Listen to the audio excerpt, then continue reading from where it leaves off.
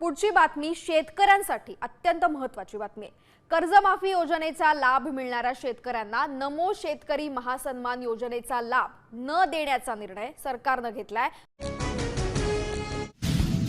नमस्कार शेतकरी मित्रांनो, आज कर्जमाफीबद्दल मोठी अपडेट आली आहे। तर याआधी हा व्हिडिओ तुम्ही कोणत्या जिल्ह्यातून बघत आहात हे कमेंटद्वारे नक्की सांगा, म्हणजे तुमच्या जिल्ह्याच्या कर्जमाफीची रक्कम जमा होण्यास सुरू झाल्यावर आम्ही तुम्हाला कमेंटद्वारे नक्की सांगू। तर पाहू आजच्या 40 ताज्या बातम्या। शेतकरी कर्जमाफीतील तफावत। कर्जमाफीच्या याद्या जाहीर झाल्या असून बँकेतील रक्कम आणि पोर्टलवरील आकडेवारीमध्ये तफावत असल्यामुळे जिल्हाधिकाऱ्याकडे चौकशीची मागणी करण्यात आली आहे। या प्रक्रियेतील त्रुटीमुळे शेतकऱ्यांमध्ये नाराजी आहे। नवा जमीन विषयक कायदा। आगामी डिसेंबर महिन्यात आधी मोजणी, मग नोंदणी आणि नंतर फेरफार या महत्त्वाच्या नियमावर आधारित नवीन जमीन विषयक कायदा अंमलात येणार आहे। यामुळे जमिनीच्या वादांना मोठा आळा बसणार आहे। ऑनलाईन जमीन नकाशे। नागरिकांची सरकारी कार्यालयात चक्कर मारण्याची गरज आता संपणार असून महाभूमी पोर्टलवर जमिनीचे नकाशे आणि नोंदणी 24 तासात कधी व कुठेही तपासता येणार आहेत। कर्जमाफी तांत्रिक अडचणी। ई-KYC आणि विविध तांत्रिक त्रुटींमुळे हजारो पात्र शेतकरी कर्जमाफीच्या लाभांपासून वंचित राहण्याची मोठी भीती निर्माण झाली आहे। रखडलेली नुकसान भरपाई। सोलापूर जिल्ह्यात 13,000 शेतकरी शासनाकडून मदत मिळवण्यास पात्र असूनही 46 कोटी रुपयांचे वाटप अद्याप रखडले आहे। यामुळे शेतकऱ्यांना आर्थिक सामना करावा लागत आहे। पीक विम्याची कोरथट्टा।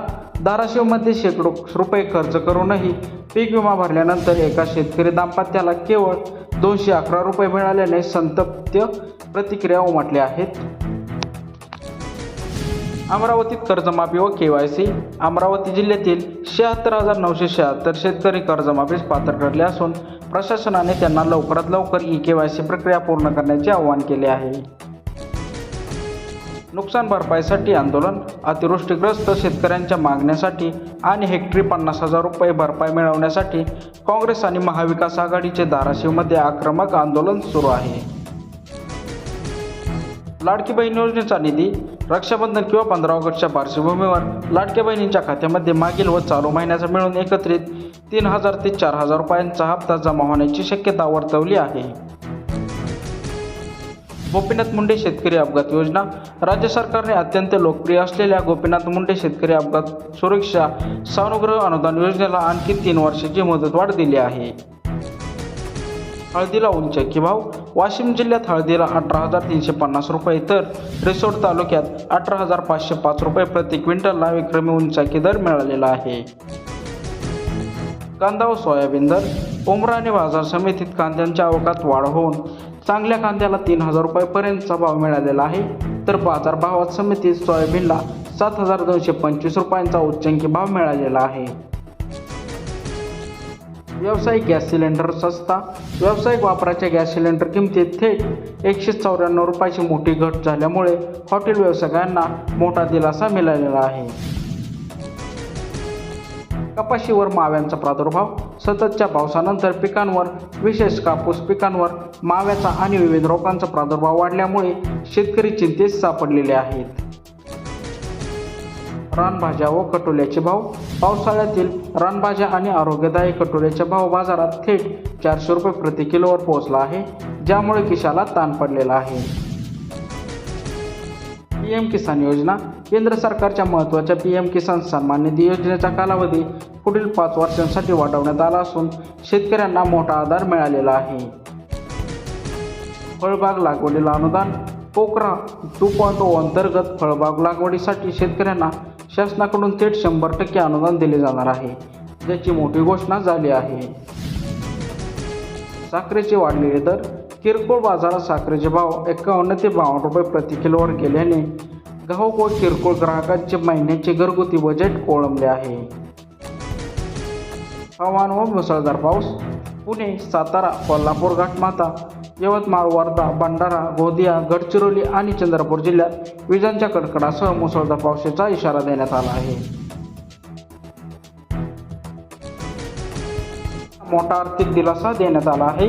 या योजनेच्या वीज दरातील सवलतीपोटी शासनाकडून 1437 कोटी रुपयांचा निधी मंजूर करण्यात आला आहे. मुसळधार पाऊस व अलर्ट. राज्यात पावसाचा जोर सलग 8व्या दिवशीही कायम असून अनेक भागात मुसळधार पाऊस पडत आहे. हवामान विभागाने नाशिक, घाटमाथ्याला रेड अलर्ट तसंच छत्रपती संभाजीनगर व जालन्याला येलो अलर्ट दिला आहे. पीक विमा मुदतवाढ. शेतकऱ्यांसाठी सोयाबीनसाठी आणि तांत्रिक अडचणी लक्षात घेऊन पीक विमा भरण्याची मुदतवाढ आली आहे. आता शेतकरी 10 ऑगस्टपर्यंत आपला पीक विमा भरू शकणार असल्यामुळे मोठा दिलासा मिळालेला आहे. लाडकी बहीण योजना.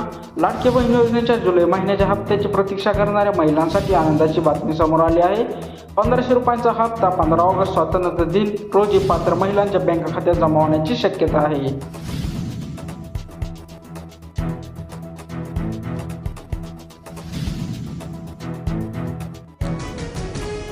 पीएम किसान योजना मुदतवाढ. प्रधानमंत्री किसान सन्मान निधी योजनेला 2030-31 या आर्थिक वर्षापर्यंत पुढील 5 वर्षासाठी मुदतवाढ देण्यास केंद्रीय मंत्रिमंडळाने मंजुरी दिली असून करोडो शेतकऱ्यांना मोठा दिलासा मिळालेला आहे. यामुळे आगामी काळात नियमितपणे हप्त्याचा लाभ मिळण्याचा मार्ग सुकर झाला आहे. शेतकरी कर्जमाफी व ई-केवायसी. कर्जमाफीच्या नवीन याद्या जाहीर झाल्या असून पात्र शेतकऱ्यांपैकी 49,000ची ई-केवायसी पूर्ण झाली आहे. मात्र अद्यापही 67,379 शेतकऱ्यांचे आधार प्रमाणीकरण प्रलंबित असल्याने लवकरात लवकर कागदपत्रे पूर्ण करण्याचे आवाहन करण्यात आले आहे. मराठवाडा व विदर्भात दमदार पाऊस. गेल्या अनेक दिवसांपासून पावसाच्या प्रतीक्षेत असलेल्या मराठवाडा आणि विदर्भाला अखेर पावसाने दिलासा दिला आहे. अनेक ठिकाणी नदी नाल्यांना पूर आले आहेत. या पावसामुळे खरीप हंगामातील पिकांना नवसंजीवनी मिळालेली आहे. बुलढाण्यात अतिवृष्टीचा कहर. बुलढाणा जिल्ह्यात 91 महसूल मंडळामध्ये अतिवृष्टी झाली असून 24 तासात 3 मंडळांमध्ये 255 मिमी पाऊस नोंदवला गेला. पुरामध्ये वाहून गेलेल्या 3 जणांचा मृत्यू झाला असून जनजीवन पूर्णपणे विस्कळीत झाले आहे. जळगावमधील विक्रमी पाऊस. जळगाव जिल्ह्यात 24 तासात 104 मिमी पाऊस झाला असून गेल्या 26 वर्षामधील ही चौथी मोठी अतिवृष्टी ठरलेली आहे. अमळनेरच्या पुरामध्ये वाहून गेलेल्या कन्हैया या बालकासह 8 जणांना सुरक्षित बाहेर काढण्यात यश आले आहे. यवतमाळमध्ये मुसळधार तांडव. यवतमाळमध्ये रात्री झालेल्या पावसामुळे विक्रमी 135 मिमी पावसाची नोंद झाली असून नेर तालुक्यात 24 तासात 222 मिमी पाऊस बरसला. यामुळे 98 मंडळांमध्ये अतिवृष्टी होऊन शेतीचे मोठे नुकसान झाले आहे. अकोला जिल्ह्यातील परिस्थिती. अकोला जिल्ह्यातील काटेपूर्णा सिंचन प्रकल्पाला जलसाठा 23% पोहोचला आहे. जिल्ह्यात 24 घरांची पडझड झाली असून केवळ 41 शेतकऱ्यांना पीक विमा काढल्याची चिंता व्यक्त होत आहे. संत्रा व मोसंबी पिकांवर संकट. बदलत्या हवामानामुळे संत्र्यांना आंबिया बहरला तडफड लागले आहे. तर जालना जिल्ह्यात 2,750 हेक्टरवरील मोसंबी क्षेत्र संकटात सापडले आहे.